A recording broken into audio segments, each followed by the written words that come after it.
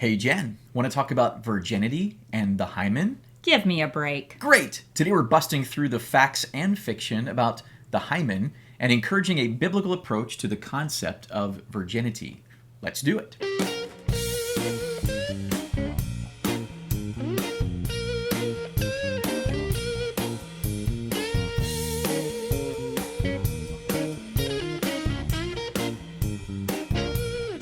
Welcome to the Intimate Covenant podcast, where we believe the Bible and great married sex both belong on your kitchen table.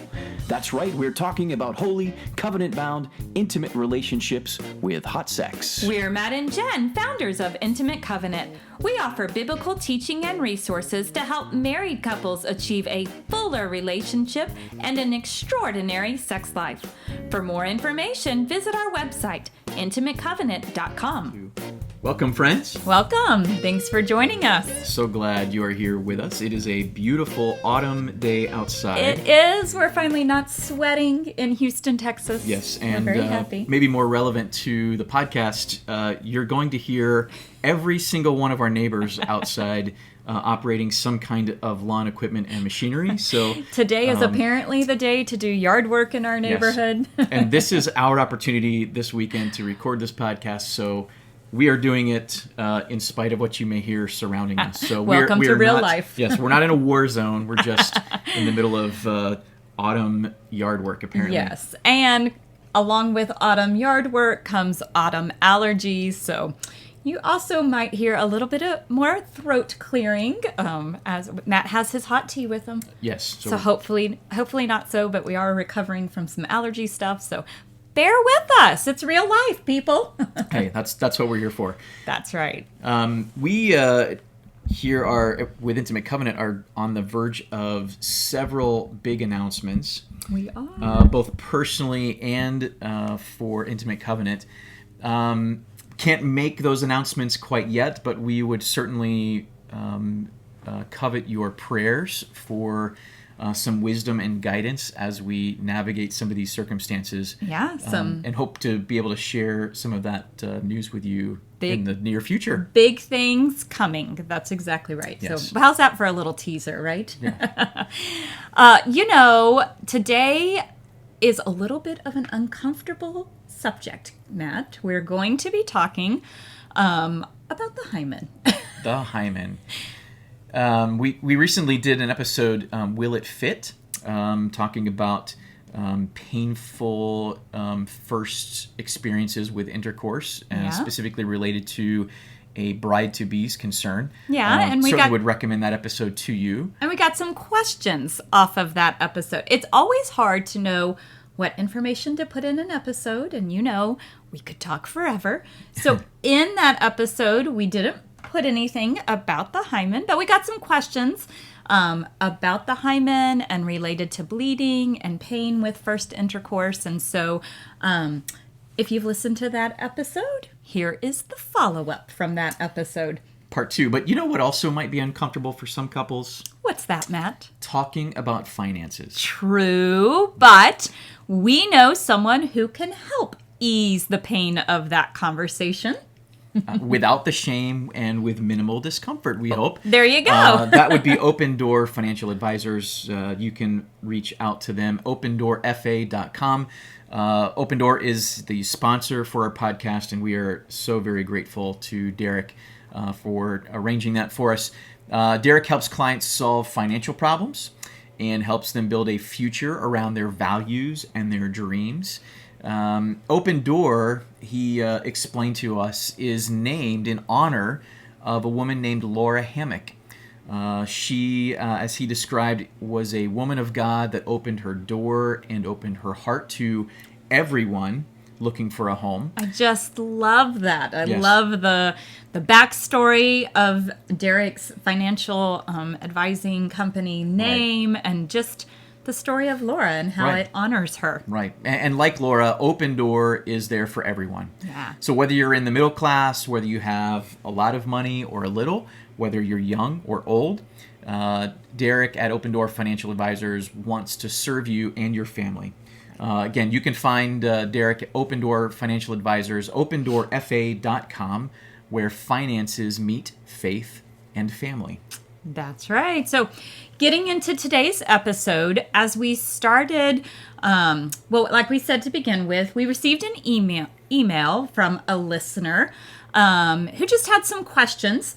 And so we were starting to respond to that email and realized this makes for a good podcast episode. Well, it happens often. not only they had some questions about the hymen and her own personal experience, but it also just raised so many other tangential issues in my mind that kind of are connected. So we're going to talk about a lot of things that the email wasn't really addressing, but we're also going to try to answer the listeners' questions as we move through. But that's right. That's what happens in Matt's mind. It's all connected in some form or fashion. Well, I think, who knows? I think there's a lot to unpack here with the hymen, because I agree. The hymen, that idea is tied so closely with this idea of virginity. Right. And so that means that there's a lot to unpack with this whole idea of virginity, and that's maybe where we'll kind of turn on this issue as we get a little bit further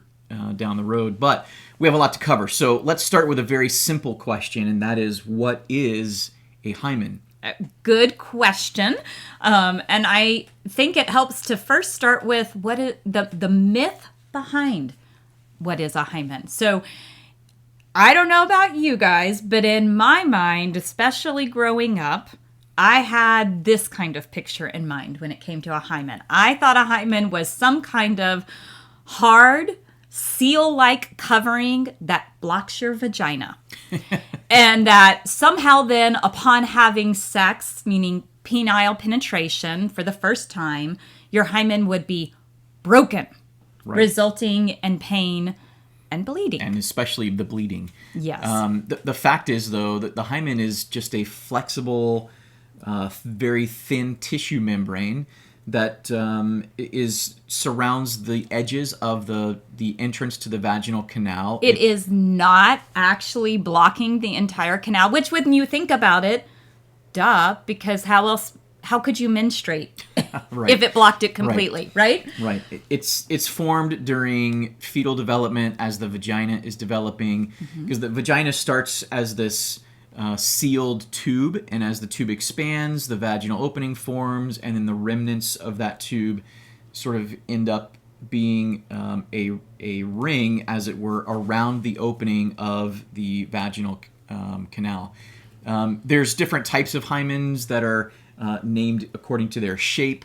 The most common types are an annular hymen versus a crescentic hymen. Annular... Fancy language. Yes, well, so think of it this way. Annular means it's shaped like a donut.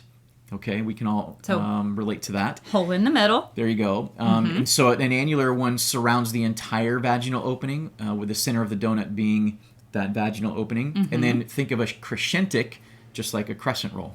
There you go. And so it's located at the bottom of the vaginal opening, and kind of forms that crescent shape down at the bottom. So here we are on the Intimate Covenant podcast, relating hymens to breakfast pastries. You're welcome. I don't know why it has to be food analogies, but that's how it worked out. There you go. You can take that where you want. Well, now everyone's going to remember the different shapes of a hymen. And there are actually, you needed to know. Right. We're just going to teach you all sorts of things. There are other shapes of hymens, but that's the two most common. And those are the two that don't really cause problems for most women. Generally speaking, I mean, most newborns, almost all newborns are born with an annular shaped hymen. But by the time that most girls reach elementary school, and in fact, nearly all, by the time almost all girls reach elementary school, it has worn itself and eroded away into that crescentic shape. And this was something I found really interesting as we were doing this study. You know, Matt and I are always learning more on the Intimate Covenant podcast for you guys. So deep diving into hymens, I learned a lot. And I thought it was interesting to note that, you know, like most other tissues in your body, your hymen is flexible and can stretch. Because since it's a thin, flexible piece of tissue, it stretches and actually thins naturally over time just from day-to-day activities. Yeah. In most cases, the hymen is going to wear down quite a bit just over time, naturally, without any intervention. Right. And it can get small tears in it from exercise or any kind of vigorous activity. Obviously we know it can be stretched or torn during sexual activity. And side note, you'll hear us use the language torn rather than break, because that is a much better, kind of capturing of what is happening. It is, most hymens are not quote unquote breaking. No, so they tear or fissure or stretch or even erode or even break away from their attachment. But in most cases, a hymen quote unquote breaking or a hymen tearing or being worn away is not a one-time event. It's gradual. And most of the time it's unnoticeable. For most women, it's unnoticeable. The hymen is a membrane, meaning it's just thin. It's a very thin layer of skin-like tissue, very thin. In fact, it has very few blood vessels in it, so that even if the hymen is torn, it probably is not in most cases going to bleed significantly. In fact, several studies have documented that bleeding is not routinely observed after a woman's first intercourse. In one study, in fact, the bleeding during first intercourse happened in only 43% of cases. So less than half. We should do an informal, we need to put up an anonymous poll maybe on our social media page. There you go. Would anybody answer that? Let's see. Just to find out, you know. I'd be curious. And obviously everyone's going to have different experiences, and we know that that's the case. But the authors of this particular study said that even though there was bleeding in 43% of the cases, it was generally very mild. And they said that forced penetration and lack of lubrication may cause lacerations to the vaginal wall, both of which are likely to be responsible for the blood-stained sheets rather than trauma to the hymen.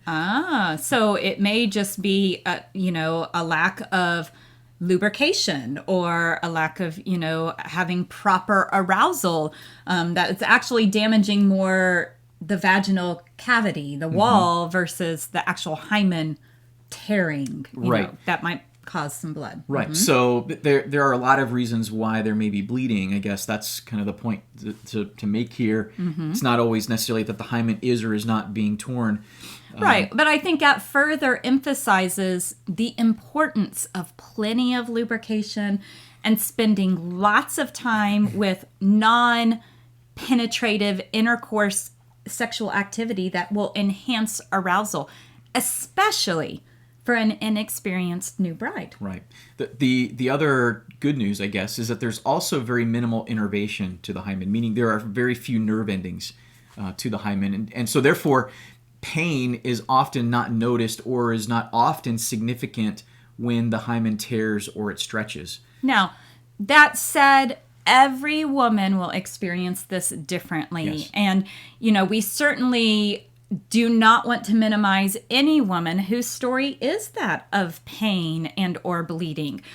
Clearly, some women do have significant pain and even bleeding with sex, and especially their first time with sexual intercourse. And so, we don't want to minimize if that's your story. We're not trying to make you feel like you're the weird or broken one. No. And we don't want women to be unprepared for this as a possibility. But the truth actually is that most don't have significant problems with this. And maybe more importantly, I think we need to do a better job of opening up lines of communications between moms and daughters, between women, between mentors, healthcare providers even, so that new brides can be prepared for this possibility, but not scared. There's a big difference between being prepared and being scared. Yes, and we definitely want to encourage wives to be willing and ready to speak up to their husbands if there is discomfort. Because, again, something that I think we can't emphasize enough is that sex never has to be painful. Well, and we need to be teaching both the new bride and the new groom True. this concept that sex should never be painful.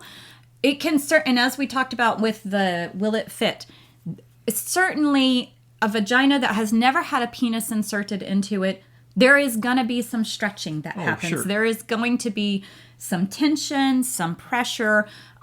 That's to be expected. Yeah, and there's going to be a learning curve for the bride and for the groom. But both parties need to recognize that pain should not be a part of it. Right. And as we have said all along, sex is what the two of you are doing together. It may involve intercourse. It may not at that exact moment. And so broaden that definition, make a huge point to communicate with one another what is pleasurable. And so we just need to be encouraging new brides and new grooms to understand all of this. So whether the pain or the bleeding is coming from the hymen or not is not always clear, and maybe is not all that important, I think is one of the points that we're going to try to make here. One thing, though, is quite clear. A multitude of scientific studies indicate that for women, there is no detectable change in the appearance of their hymen after they begin sexual activity. Interesting. And the studies on this are prolific because this is an important issue, especially in forensic science, especially with respect to investigating sexual assault. Yeah. But there's a number of studies that suggest that there just is not a detectable difference in the appearance of the hymen in girls that are and are not sexually active. And I'm just going to give you some quotes from a few of those studies. Feel free to email me if you'd like the references, but one of these studies says that most girls referred for medical forensic colposcopic examination, that means looking at the vaginal canal with special instrumentation. Most girls referred for that type of examination have normal or non-specific findings. The prevalence of abnormal findings in girls with a history of genital penetration being only 4 to 6%. All right, put that in everyday language for us. Well, so 4 to 6% of girls have findings that are abnormal in appearance on examination. So over 90%. So there's no way to tell the difference. That's what we're trying to say. Yeah. Another study said 52% of teens who report they have had sex with a penis have an intact hymen. So the hymen is a highly unreliable indicator of first sex. Yeah. Another study. Most hymenal measurements lack adequate sensitivity or specificity to be used to confirm previous penetration. All right, so again, in summary, the presence or absence or the specific appearance of the hymen is not a reliable way to determine a woman's penetrative sexual experiences. Bleeding and pain with the first sexual intercourse occurs inconsistently among women. All right, so why does that matter? Well, I think it matters because the hymen, and whether you have a hymen that is intact or not intact, or looks a certain way or not a certain way, is not an indication as to whether you are a virgin or not, quote unquote virgin, and whether you bled or not with your first sexual experience, whether you had pain or not with your first sexual experience, does not indicate whether you were a virgin or not, or whether there is something right or wrong with you. Right. And I think, as we were preparing this episode, the point that you really made to me, and where we're going to go here with this, the rest of this episode, is just dwelling on why are we so obsessed with virginity? And more importantly, are we even describing and defining virginity in a biblical way? Right. And is that even an important marker? I think that, and maybe let's also clarify that the individual, and you know who you are, who emailed us and kind of stimulated this thought process, I was not getting at this particular point. So we're broadening out from that email. But the more that you read about the hymen, the more that you read about this whole issue, it is so tightly tied to this idea of virginity and this almost cultural importance with virginity. We seem to be obsessed with this idea. I think part of our cultural obsession with the hymen and with virginity seems to come from, at least in part, from this short passage in Deuteronomy chapter 22, verses 13 through 21. You can read that on your own if you like, but this passage is a portion of the Mosaic Law that deals with how to handle it when a husband accuses his new wife of not being a virgin when they were married. Mm-hmm. And so there is this so-called evidence of virginity that her parents could produce to refute his claim. And that evidence, of course, is this cloth that is presumed by most readers to be a cloth that has been stained with hymenal blood. Although, to be clear, that the text does not specifically say what this cloth is, other than that it's a cloth. But we know from tradition that that's probably what they meant, is that there would be a cloth laid down on the bed of the new bride and groom after they have their first sexual experience. Then the parents take that cloth that is then bloodstained, and they keep it as proof that their daughter was a virgin at the time of their wedding night. Let's unpack this a little bit. Yeah. and I want to say first, let's be clear that the importance of a bride's virginity in Old Testament culture does not have the same relevance to our culture today. Here's what I mean by that. Marriage in ancient culture was a joining of tribal inheritances. It was a joining of tribal wealth. Mm-hmm. It was much more than just a romantic endeavor between two individual people. Okay. It was a contract between two entire communities. And so who your dad was determined what property you owned. It determined your social status. It determined your wealth. It even, in some cases, determined your occupation. And so therefore, bloodlines were of critical importance to the two families that were involved in this transaction. Okay. It was a transaction between families, between tribes, not just between two individuals. And so if a woman could be carrying the bloodline of some other family, that was of critical importance to the groom's family, and they needed to know about it. Secondly, ancient culture, of course, had even less understanding about gynecological anatomy and physiology than we do today. Right. And so a bloody cloth, so to speak, was the best, quote, test that they had. Okay. It was the best proof that they might have had. And so it was, and I would suggest it was less of a test of virginity, and it was more about a confirmation of the transaction that had occurred. Okay. In other words, the parents kept the cloth so that the husband could not go back on the arrangement after he had had sex with her. So it was proof that this marriage was consummated, and therefore he had an obligation, a duty to take care of her. He had to live up to what he had suggested, even if it turns out that he didn't like her very much. Mm-hmm. Third, and I would say maybe most importantly, these laws were set up to protect the woman's reputation and her family's honor. It wasn't set up in order to try and trap her if she doesn't bleed. No, and here's what I mean by that. At least as I read it, I mean, she had many disadvantages in ancient culture. But that's clear, and I don't think anybody would dispute that. At least compared to our modern culture. But the law here, God's law graciously gives her this protection and gives her quite a bit of leverage here, because all she had to do, if she was accused of this, all she had to do was present a bloody cloth to refute the charges, and her slanderous husband would then be stoned to death. That sounds like a pretty good amount of protection for her.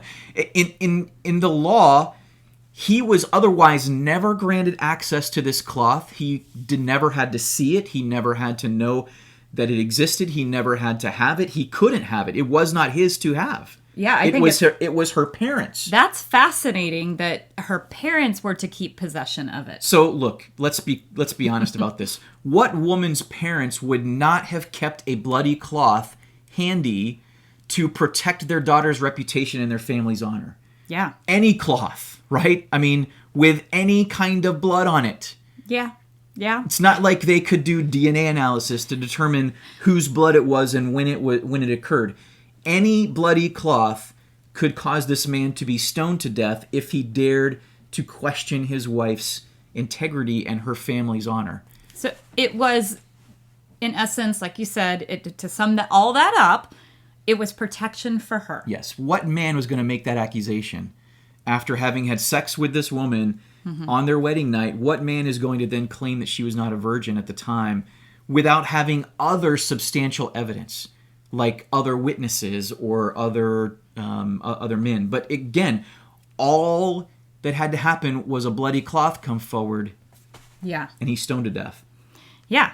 Okay. So how does that relate to this conversation? Well, I mean, I think number one, that's a lot of where this comes from, is that women get the impression that they're going to have to bleed and they're going to have to have pain in order to prove that they're a virgin to their husband on their wedding night. And that if they don't, something is wrong. Then they're going to be questioned about it, or that they're going to have... and there's still cultures today that put a huge amount of emphasis on bleeding on the wedding night. Yes. So, but in our culture, most of our listeners are in America. Yes. or in cultures where that is not such an emphasis. So where we're trying to help you all understand this is that blood may or may not occur. Right. And that doesn't really indicate much of anything. Yeah, and right? the law is not suggesting that it's supposed to happen either. It's not suggesting that it's a requirement. I guess what I would say is, in short, virginity is not a diagnosis. Okay, there's not a test. Okay. Not in ancient culture. There's not even a test in modern medicine. Yeah. Well, and then, like we said, where we would like to also go with that for us modern listeners is, why is virginity so narrowly defined? I think this is something, whether you're married or unmarried listening to this podcast, this is a place for you to dwell on. This is why this episode is relevant to all of us. Yeah. Because we narrowly define virginity as penile vaginal intercourse. Right. I mean, and I don't know where or why that definition exists. Maybe because it's an easy place to draw a line. But would it be excusable that your spouse had oral or even anal sex before marriage? As long as they didn't have vaginal sex, then, okay, they're a virgin, everything's okay. Or I would also suggest that this bias is a severe double standard against women. Because where's the test for men? If a woman is supposed to bleed and she's supposed to have a ruptured hymen, where's the test for men? Why don't men have a, quote, virginity test? Right. And I think when we narrowly define virginity based on penile vaginal intercourse, we're missing the point of sexual purity as a whole. Yes. Sexual purity includes refraining from sexually lustful behaviors of lots of varieties. Yes, and attitudes. Because, again, abstaining from penile vaginal intercourse is not the line that determines whether you are sexually pure or not. Right. If you are using someone else's body to gratify your own sexual lust, then you're engaging in sexual immorality. That's not just happening with intercourse. That could include touching, kissing, any kind of penetration as a whole. It also includes poor sexual attitudes and behaviors like lustful thoughts. It includes crude conversations, pornography. These are all things that affect your sexual purity. Yeah, so I think what we're encouraging is stop using an unbiblical standard and an ungodly definition of what sexual purity means. Yeah. Stop limiting it to something so arbitrary and think in a broader sense about what sexual purity means. It's not about virginity, it's about sexual purity. Yes.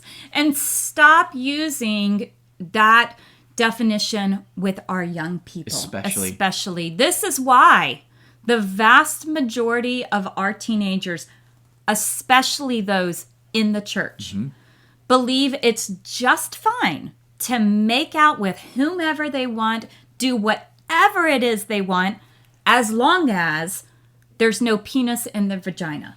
And that includes our young people having oral and anal sex. It is astounding, and we don't have it in front of us, but look it up.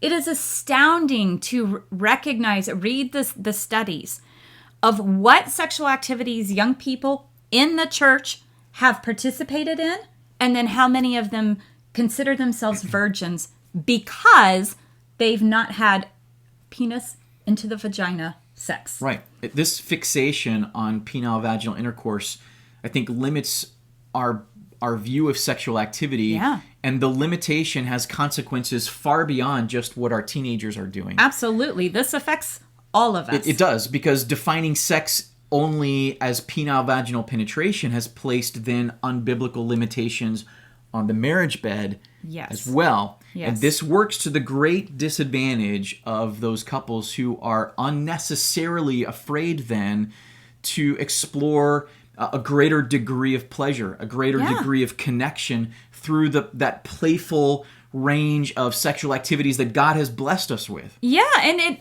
more specifically, it negatively affects so many women because the vast majority of women do not consistently orgasm through vaginal penetration alone. Therefore, an unbiblical limitation of sexual practice is another profound unfairness in how we're treating women's sexuality. You know, we're not recognizing that the majority of women experience the most pleasure sexually with their beloved doing things other than penile vaginal penetration. And so, but we act like all those other things are the fringe things that are shameful. Right. And therefore, sex becomes about a man's pleasure, not the joint oneness and connection and together pleasure. Right. I think the other place where this is problematic is that it induces quite a bit of unnecessary shame for those who may have sexual past. Yeah. Let me just say it this way. Virginity does not determine someone's worth, nor does it determine someone's value as a future spouse. Yes, yes. Without question, let me also clarify, without question, avoiding sexual sin before you are married is the ideal. It's absolutely God's plan. Yes, you will be much better off if you are a virgin when you are married. And by virgin, we mean you have not shared your sexual energies with another. Yes. You have not misused your sexual energies with another. Yes, but shouldn't we be much more concerned about all of my future spouse's sexual attitudes and behaviors rather than just a fixation on a single sexual activity? Right. An unmarried person's sexual activity, or lack thereof, is only part of the question that needs to be explored. Right. I mean, an unmarried person may be sexually inactive for a variety of reasons. It may be that they are terrified of sex or have had a very poor sexual education. That's going to be a problem. That's certainly a reason why someone might be a virgin. Yeah. Does that make them a good sexual partner for a spouse? You maybe decide. not. Or this person may be a virgin because they are so steeped in pornography or other sexual abuses that they don't have need or desire for intercourse with another person. Therefore, they're still technically a virgin, but their sexuality is so severely warped or even dangerously perverted. Well, and this is being seen especially in the upcoming generation. Mm-hmm. They're not having sex, quote unquote, but they're doing a whole lot of other stuff that is warping. So they are having sex. They are misusing their sexual, energies and bodies. So again, just because they are quote unquote a virgin doesn't necessarily make them a candidate for a great future spouse. Right, but these circumstances that we're talking about may result in much more disastrous dynamics to a marriage relationship than if one or both spouses had some previous sexual intercourse. Right. And yet the only question that we seem to be concerned about is, are you a, quote, virgin? Right, right. And so we're asking you to broaden out that definition, but also at the same time recognize that this isn't the unforgivable sin. Well, right. I think broaden it so that we're not asking about virginity. We need to be asking about sexual purity. Exactly. And if you believe in repentance and in redemption, then you must be willing to believe that, quote unquote, losing your virginity is only part of the story. It's not, again, an unforgivable sin. By the grace of God, purity is always attainable, no matter your past. Right. Purity is a present state of being. It is not a recounting of my past transgressions. Right. Purity means that my sins are forgiven, even fornication, and that I am now diligently seeking God's plan and I am standing in His grace. Absolutely. And, I think our main goal here is let's just encourage one another to ask better and deeper questions rather than just looking for an overly simplistic false marker of purity.